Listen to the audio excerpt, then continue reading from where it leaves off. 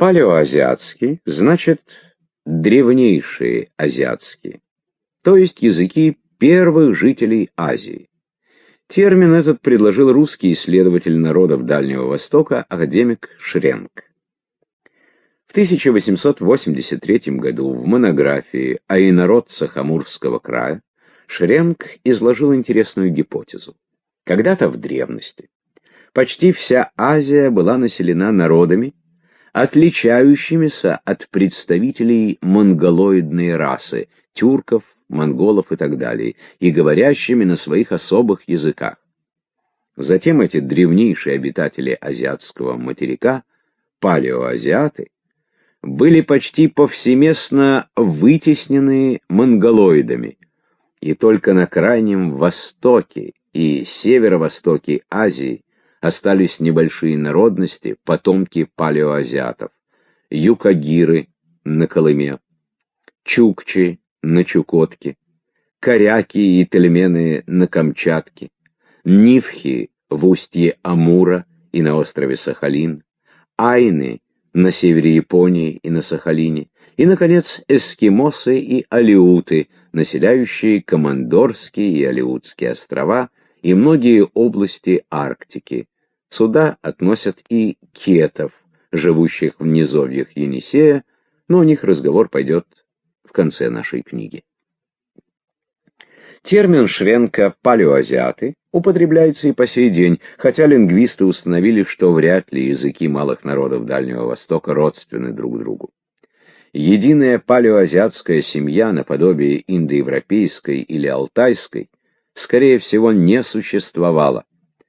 Только несколько языков оказались родственными друг другу: чукотский, корякский, алюторский, кирекский, а также камчедальский или итальменский, образуют семью, получившую название по месту жительства носителей этих языков: Чукота-Камчатская.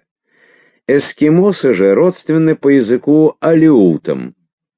Остальные языки стоят особняком. Предки чукчей, коряков и тельменов в древности обитали в глубине Восточной Сибири. Оттуда они переселились на Камчатку, а вслед за тем на Чукотку.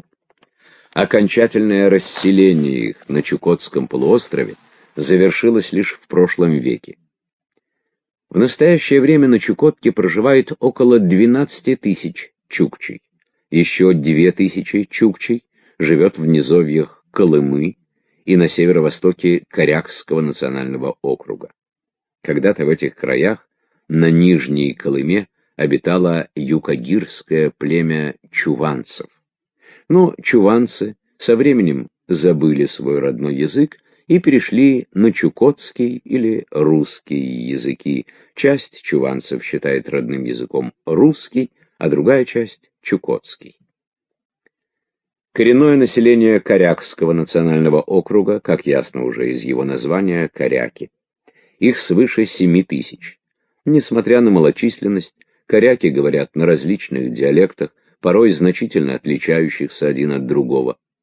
Кроме того, более 1000 коряков изъясняются на особом алюторском языке или диалекте корякского, а не самостоятельном языке, так считают многие ученые. Около 400 человек на юге Чукотского национального округа говорят на кирекском языке, который, впрочем, исчезает, ибо киреки, живущие в окружении чукчей, растворяются в их среде и переходят на чукотский язык. Чукотский самый распространенный из палеоазиатских языков, а вот находящийся в дальнем родстве с ним итальменский мало распространен. Теперь едва ли более 500 человек знает его в совершенстве, а в недалеком будущем он исчезнет совсем. Русские казаки и крестьяне, поселившиеся на Камчатке, роднились с итальменами и образовали особую этническую группу — камчедалов.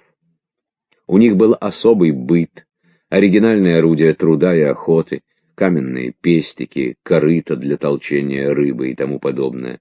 И хотя язык камчедалов был русским, он существенно отличался от обычного русского языка.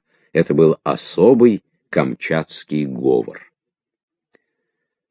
в среде камчедалов и проходило постепенное растворение итальменов. Они забывали свой язык и переходили на камчатский говор русского языка. Подобные же изменения происходят и в жизни других чукотско-камчатских народов. Большая часть населения знает русский язык, а многие чукчи, в особенности коряки, считают его родным языком. Причины этого понятны, хотя и на чукотском, и на корякском языках есть своя литература, но все-таки подавляющая часть сокровищ человеческой мысли недоступна тем, кто владеет лишь чукотским или корякским языком.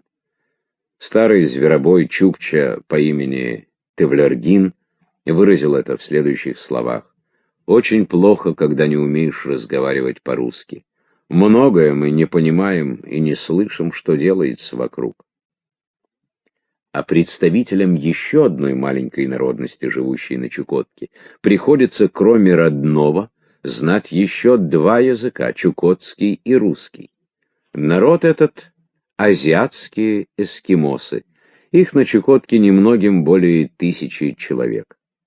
Однако вместе со своими родственниками, живущими за рубежом, они образуют народность численностью свыше 70 тысяч. Причем расселены эскимосы на огромном расстоянии от Чукотки до Гренландии, а когда-то они населяли и арктическое побережье Азии, вплоть до устья реки Колымы.